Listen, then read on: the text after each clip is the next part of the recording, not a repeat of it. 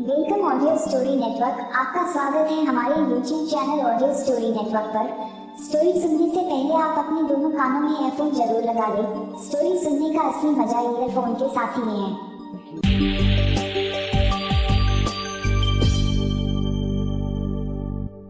This story provided by Audio Story Network.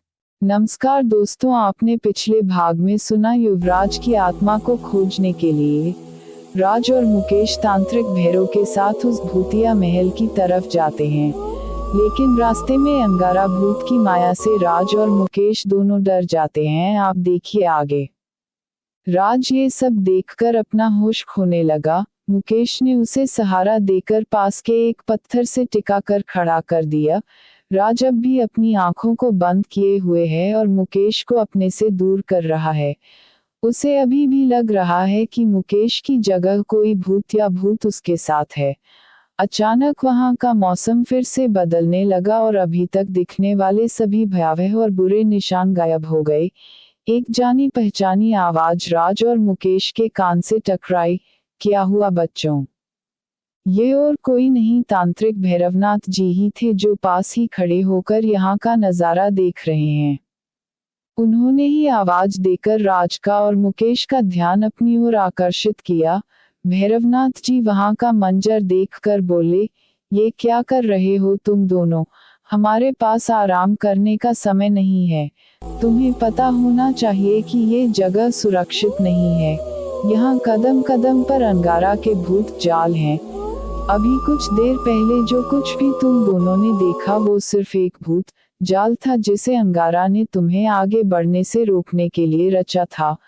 पर अब कोई दिक्कत नहीं है, मैं तुम्हारे साथ हूँ, चलो आगे बढ़ते हैं।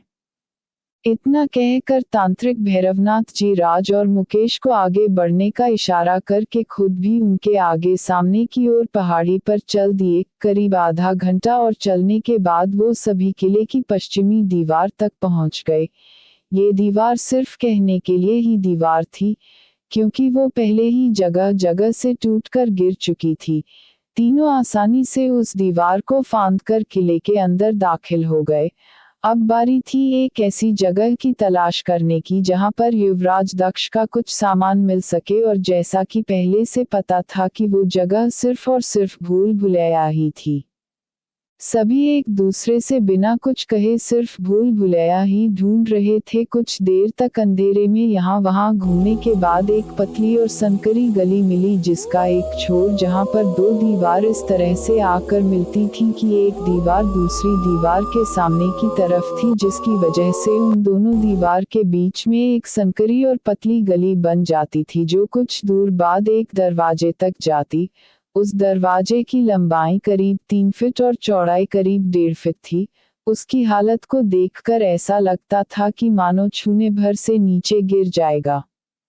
राज धीरे से उस दरवाजे को अंदर की तरफ धकेलता है और दरवाजा बिना किसी आवाज के खुल जाता है, पर अंदर ऐसा लग रहा था जैसे किसी ने कोई लाश जलाई हो, क्योंकि दरवाजा खुलते ही अंदर से बहुत सारा धुआं बाहर आ रहा था। उस धुएं की गंध बिल्कुल जलती हुई लाश की गंध जैसी ही थी। राज इस बात को नजरअंदाज करता हुआ आगे बढ़ने ही वाला था कि तांत्रिक भैरवनाथ ने उसका हाथ पकड़कर उसे रोक लिया और इशारे से उसे अपने पीछे आने के लिए कहा। राज ने सामने से हटकर भैरवनाथ जी को आगे जाने के लिए जगह दी। तांत्रिक भैरवनाथ जी अपने पास रखे सिंदूर को झोले से निकालकर हाथ में लेकर जोर से मंत्र का उच्चारण करते हैं।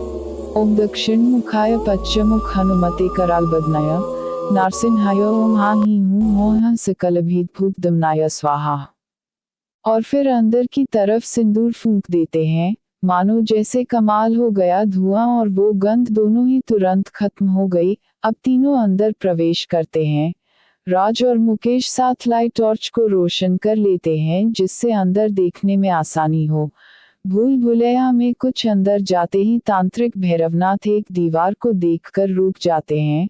वो उस दीवार पर हाथ रखकर मन ही मन कुछ मंत्र बोलते हैं और फिर राज को इशारे से अपने पास आने को कहते हैं।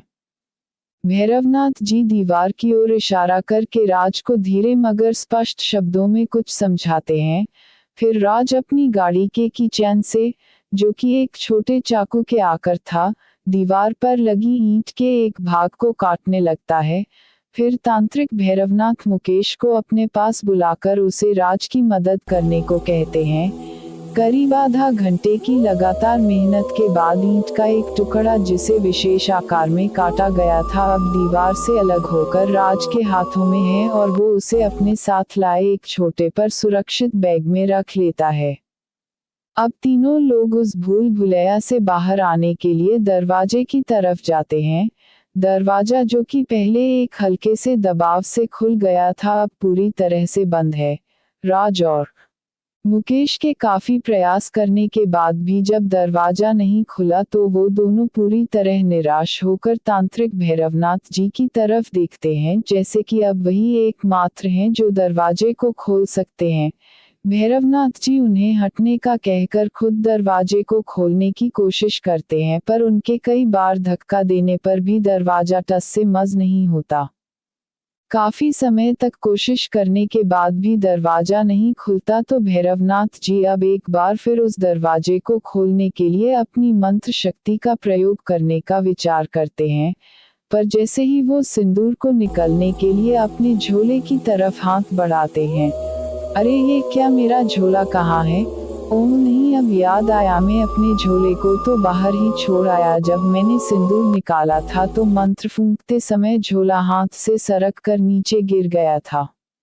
राज आगे आता हुआ तांत्रिक भैरवनाथ जी से बोला, पर आप तो मंत्र की शक्ति से भी इस दरवाजे को खोल सकते हो। भैरवनाथ जी राज की ओर देखकर बोले, नहीं कर सकता, क्योंकि ये जो तुम्हें सामने दिख रहा है ये दरवाजा नहीं है, ये भूत जाल है जो अंगारा भूत ने अपनी काली शक्ति का प्रयोग करके खड़ा किया है। इसे खोलने के लिए मुझे अभिमंत्रित सिंदूर की जरूरत पड़ेगी, जो मेरे कई और सिद्ध सामानों के साथ बाहर ही है। अब केवल एक ही रास्ता है, गुरुदेव वो ही कुछ कर सकते हैं। तांत्रिक भैरवनाथ जी राज और मुकेश को दरवाजे से दूर करके वहीं जमीन पर ध्यान की मुद्रा में बैठ गए और ध्यान करने लगे। दोनों दोस्त भैरवनाथ जी के आसपास बैठ गए और उन्हें ध्यान से देखने लगे। कुछ समय में ही एक सफेद और तेज प्रकाश भूल भुलैया के दरवाजे से छनकर अंदर आने लगा। धीरे धीरे उस प्रकाश ने पूरी भूल भुलैया को अपने आगोश में ले लिया। वो प्रकाश पूरी तरह सफेद है और उसमें से ओम की धीमी पर स्पष्ट आवाज आ रही है। राज और मुकेश को समझ नहीं आ रहा कि ये प्रकाश अंगारा के तिलिस्म का हिस्सा है या तांत्रिक भैरवनाथ अपने ध्यान में किसी क्रिया को अंजाम दे रहे हैं। लगभग 15 मिनट तक उसी तरीके से वो प्रकाश सब कुछ अपने अंदर लेता जा रहा था और ठीक उसी समय दरवाजा एक तेज ठक की आवाज के साथ खुल जाता है और इसी समय तांत्रिक भैरवनाथ जी भी अपने ध्यान से बाहर आ जाते हैं और कहते हैं, चलो हमें इसी समय यहाँ से निकलना होगा। गुरुदेव के प्रताप की वजह से जब तक हम इस सफेद प्रकाश के साथ हैं तब तक अंगारा भूत हमारा कुछ भी नहीं बिगाड़ सकता। वो सभी एक एक करके उस दरवाजे से निकलकर भूल भुलैया से बाहर आ जाते हैं। सभी लोग बिना कोई देर किए महल की पश्चिमी दीवार को फांदकर जल्दी जल्दी मगर संभलकर पहाड़ी से नीचे की ओर उतरने लगते हैं। अभी तक वो सफेद प्रकाश उन्हें चारों ओर से सुरक्षित रखे हुए है। शायद इसी वजह से वो इतनी आसानी से इस अंधेरे में भी साफ साफ देख पा रहे हैं और साथ ही भूत अंगारा भी उन्हें परेशान नहीं कर पा रहा है। वो सभी लगातार सिर्फ चले जा रहे हैं, एक दूसरे से बात किए बिना, क्योंकि इस समय सबसे ज्यादा जरूरी काम इस पहाड़ी और महल से जितनी दूर हो सके उतनी दूर जाना है। सुबह के लगभग 4 बजे होंगे। सभी लोग पहाड़ी से उतरकर नीचे झाड़ियों की ओट में रखी अपनी गाड़ियों तक पहुंच जाते हैं और बिना कुछ कहे या समय बर्बाद किए जल्दी से गाड़ी उठाकर फरीदाबाद का सफर शुरू कर देते हैं। राज इस समय गाड़ी को उसकी पूरी रफ्तार के साथ चला रहा है। मुकेश बैग को संभाले हुए डरा हुआ राज के पीछे बैठा है और अपनी गर्दन घुमा घुमा कर चारों ओर देखता जा रहा है। वो सफेद प्रकाश अब भी उनके साथ है, इस वजह से डरने की बात नहीं है, पर फिर भी उनके आतंकित चेहरों को देखकर कोई भी कह सकता है कि वो अब तक भूल के वाकये से डरे हुए हैं। सुबह करीब 5:15 बजे वो अपने फ्लैट में प्रवेश करते ही राहत की सांस लेते हैं। अब तक तांत्रिक भैरवनाथ जी भी यहाँ पहुँच चुके हैं। राज जानता है कि भैरवनाथ जी एक जगह से दूसरी जगह जाने के लिए किसी वाहन की जरूरत नहीं है, वो अपनी मंत्र शक्ति के दम पर कहीं भी कभी भी जा और आ सकते हैं। यही वजह है कि राज और मुकेश के इतनी रफ्तार से गाड़ी चलने के बाद भी भैरवनाथ जी उनसे पहले ही घर पहुंच चुके हैं और अभी तक तो वो अपना पूजा काम भी चालू कर चुके हैं। चारों दोस्तों का बीच का कमरा इस समय किसी तांत्रिक का तंत्र स्थल लग रहा है। पूरे कमरे के चारों तरफ दीवार के सहारे से सफेद भस्म का एक घेरा बना हुआ है। उस सफेद भस्म के बाद उसी तरीके से सिंदूर का भी एक घेरा है, पर वो भस्म वाले घेरे से छोटा और लगभग 5 फीट अंदर की ओर है। कमरे के बीचों बीच 8 कोण वाला चौक पूरा हुआ है, जिसके बीच में एक लकड़ी की चौकी रखी हुई है जिस पर काले रंग का कपड़ा बिछा हुआ है। वो कपड़ा लाल धागे की सहायता से चौकी पर बंधा हुआ है। उस चौक के 8 कोनों पर एक एक मिट्टी का दीपक रखा है, जिसमें दोनों तरफ जलने के लिए के रुई की बाती लगी हुई है और दीपक राई के तेल से पूरे भरे हुए हैं। उस चौक के चारों तरफ कुछ कुछ दूरी पर 5 लाल रंग के कपड़े बिछे हुए हैं और इन कपड़ों के नीचे वही सफेद भस्म रखी है जो कमरे के चारों और पहले सुरक्षा घेरे का काम कर रही है। ये सब इंतजाम तांत्रिक भैरवनाथ ने राज और मुकेश के आने के पहले करके रखे हुए हैं। सारे सामान और वहां किए इंतजाम को देख राज और मुकेश बहुत ही आश्चर्य से तांत्रिक भैरवनाथ जी को देखते हैं। उनके मन की बात को समझकर भैरवनाथ जी बोले, इसमें इतना आश्चर्य करने की क्या बात है। मैंने सोचा जब तक तुम दोनों आते हो तब तक मैं क्रिया का सारा इंतजाम कर लूं, क्योंकि अब और देर करना सही नहीं है। हमने देखा है कि अंगारा भूत बहुत ही शक्तिशाली है और वो काले जादू में भी माहिर है, जिसे उसने शायद अपनी जीवित अवस्था में ही सीखा होगा। तुम दोनों जल्दी से नहाकर मेरे लाए कपड़े पहनकर यहाँ आ जाओ, जिससे कि हम आगे की क्रिया को प्रारंभ करें। इतना कहकर भैरवनाथ जी अपने पास रखे कपड़ों को उठा आकर राज और मुकेश को देते हैं। वो इसे लेकर एक दूसरे कमरे में बने बाथरूम में चले जाते हैं। करीब 15 मिनट बाद राज और मुकेश वापस उसी कमरे में आते हैं जहां पर तांत्रिक भैरवनाथ, विशाल और सुरेश पहले से मौजूद हैं। चारों दोस्त इस समय भैरवनाथ जी द्वारा दिए कपड़े पहने हुए हैं, जो जोगिया वस्त्र हैं। लाल रंग की धोती और लाल रंग का ही अंगिया है जिसे गले में डाला हुआ है। वो सभी इस समय किसी तंत्र विद्यालय के छात्र लग रहे हैं, जो तंत्र की शिक्षा पाने के लिए गुरुकुल में रहते हैं। राज वो ईंट का टुकड़ा लाकर दो जिसे हम महल से लेकर आए थे। तांत्रिक भैरवनाथ ने राज से कहा। राज उस ईंट के टुकड़े को बैग से निकलता हुआ बोला, भैरवनाथ जी, हम महल इसलिए गए थे कि जिससे हमें कोई ऐसी वस्तु मिल सके जिसे युवराज दक्ष ने उपयोग किया हो, पर इस ईंट को देखकर तो ऐसा कुछ नहीं लगता। और सबसे बड़ी बात इसका आखिर आपने इस ईंट को इस खास आकार में काटने के लिए ही क्यों कहा। मुझे पता था राज कि तुम अपने जिज्ञासु स्वभाव की वजह से ये सब मुझसे जरूर पूछोगे।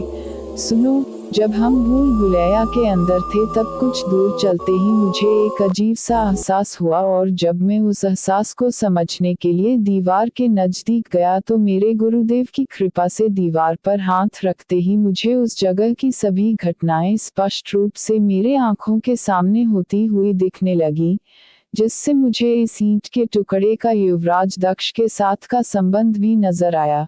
इसलिए तुमसे इस ईंट के टुकड़े को काटने के लिए कहा। इतना कहकर भैरवनाथ जी शांत हो गए।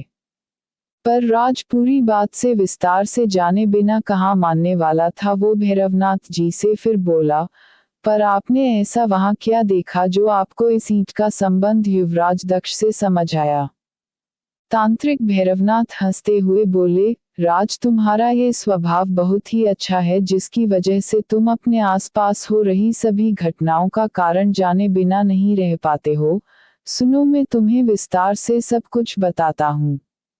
अंगारा की मौत के बाद उसने अपने काले जादू के दम पर नोएडा राज्य को धीरे धीरे कमजोर करना शुरू कर दिया। कुछ ही समय में ये बात दूसरे राज्यों तक पहुंच गई और एक मुस्लिम राजा ने नोएडा के ऊपर आक्रमण कर दिया। नोएडा की पूरी सेना ने सिर्फ 2 दिन में ही मुस्लिम सेना के सामने घुटने टेक दिए। उस क्रूर मुस्लिम शासक ने महिलाओं और बच्चों को भी नहीं छोड़ा। उसने खोज खोज कर नोएडा के राज परिवार के एक एक व्यक्ति को मार डाला, चाहे वो पुरुष हो या महिला, उसने किसी को नहीं छोड़ा।